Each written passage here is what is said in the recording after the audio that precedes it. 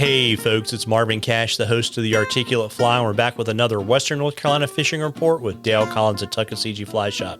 How you doing, Dale? Doing good, Marvin. Enjoying some typical summer conditions out here in Western North Carolina, and a nice cool evenings after rain comes through. It's perfect.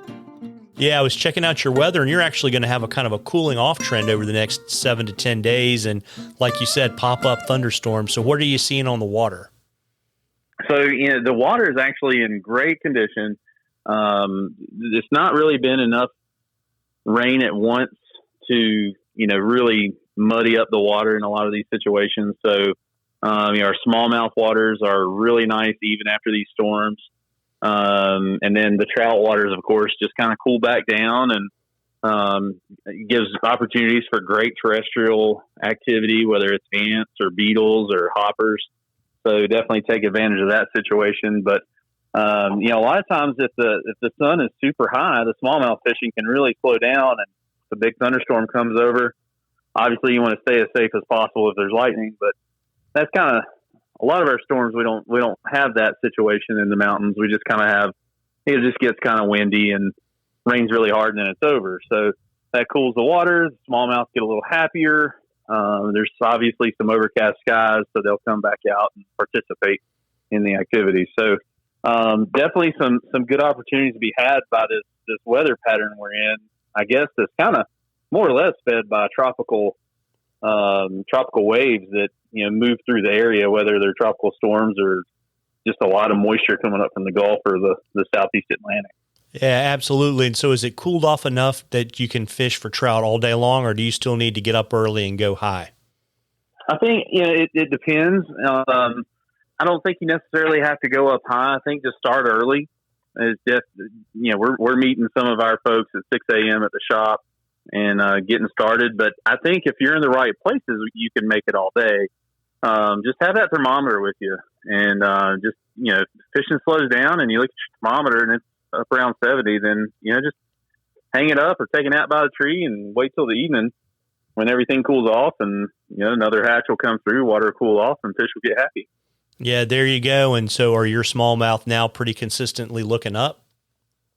I've never felt like our smallmouth out in Western North Carolina have consistently ever looked up. It seems like the streamer bite is way more productive than, let's say, a popper bite. So in the morning, if we got a little fog over the river valley, you could definitely start with some popper activity, stealth bomber type stuff. But then, I think as the morning grows and the fog clears, I think you switch over to a streamer and try to get, a little deeper in the water column. Got it. And I know you like white, right? I like white, man. The biggest thing is you can follow it in the water so much better. So it helps you see where that strike's going to be, because they're just so opportunistic and an ambush creature that it just happens just the blink of an eye. So you got to be ready to react. Got it. And I guess, we're heading into the 4th of July weekend. And I guess, a question that everybody wants to know the answer to is how to avoid the crowds if you want to fish.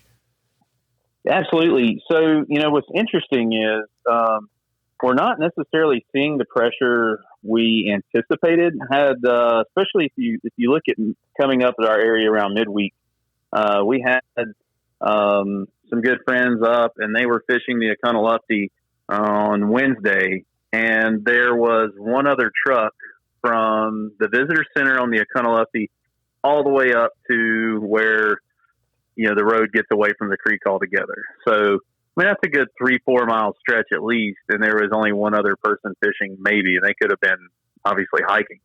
So another report from a creek was there was one other person. So I don't know that the crowds are here fishing. I think kind of the reputation of things being a little warmer has kind of shied folks away. So, that's not necessarily the truth at all. And our social media can report back on that.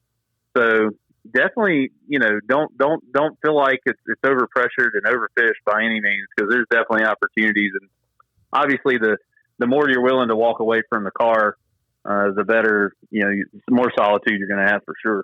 Yeah, and obviously that also, if you got a lot of people in Bryson City and in Silva that aren't fishing, you can fish late, and then when you eat dinner, you'll have the restaurants to yourself too.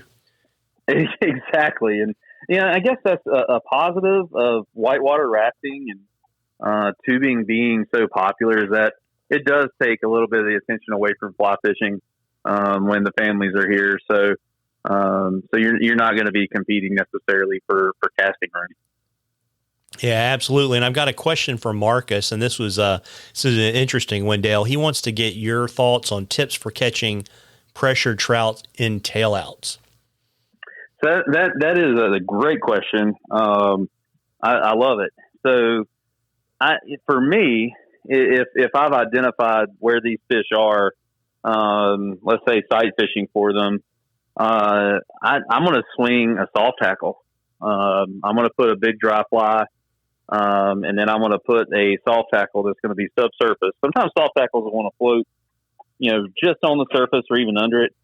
But I'd recommend having this subsurface, even if you need to, put a little split shot on it, and get it lower in the water column. But at the end of the drift, when you got your drag-free drift ending, try to swing that fly using the drag of the current down in front of them. And if they're just kind of laid to the bottom, not really participating in the activity, then that could definitely entice one to come unglued and come out and play. Got it. And do you sometimes, like to fish them if you're fishing upstream to maybe have a slightly different approach and just catch, fish that tail first? Yes, but I think you definitely have to be careful in how you approach that pocket, because you could easily be seen. So make sure, you're wearing your earth tone clothes and trying not necessarily have them go in there camo and look like Rambo, but definitely, approach the hole as stealthy as possible. Cause those tail outs, a lot of times that's your, flattest water in the pool. So those fish are going to be able to see, there's less light refraction. So they're going to be able to see out of the water that much better. So I find it hard to get a really good drift when approaching from downstream. So, fishing directly upstream. So if you can, definitely try to position yourself a little more perpendicular. But again, it's going to require some stealth, maybe some crawling. Just do the best you can and see what happens. Yeah, might be time to take that 10-foot rod with you too. No, I've totally just used this giant boulder that's there along the creek, and use the boulder to shade you a little bit. So absolutely, man, use a long pole and dabble it over there. Yeah, well, there you go. And, folks, we love questions at the Articulate Fly. You can email them to us or send them to us on our Facebook or Instagram page. And if we use your question, I'll send you some Articulate Fly swag, and we will enter you into a drawing for something cool from the shop at the end of the season. And, Dale, before I let you hop, why don't you let folks know where you're located, how to reach you, and of course, if you got any special 4th of July hours. Awesome, yeah. So we're 3 Depot Street in Bryson City, right beside Mountain Perks. We got a giant brown trout statue out in front of the shop, and we're going to be open there Monday through Saturday, closing on Sunday. Sunday is actually, I think, the 4th this year. That's also National Fish Free Day or something like that. North Carolina doesn't require a fishing permit on the 4th of July, so there's your little fun-filled fact. So, yeah, 8 a.m., 5 p.m. there, and then downtown Silva, 530 West Main Street, and then also there again, we're going to be Monday through Saturday, 8 to 5. Got it. Well, listen, folks, you owe it to yourself to get out there and catch a few. Tight lines, everybody. Tight lines, Dale. You too, Marvin.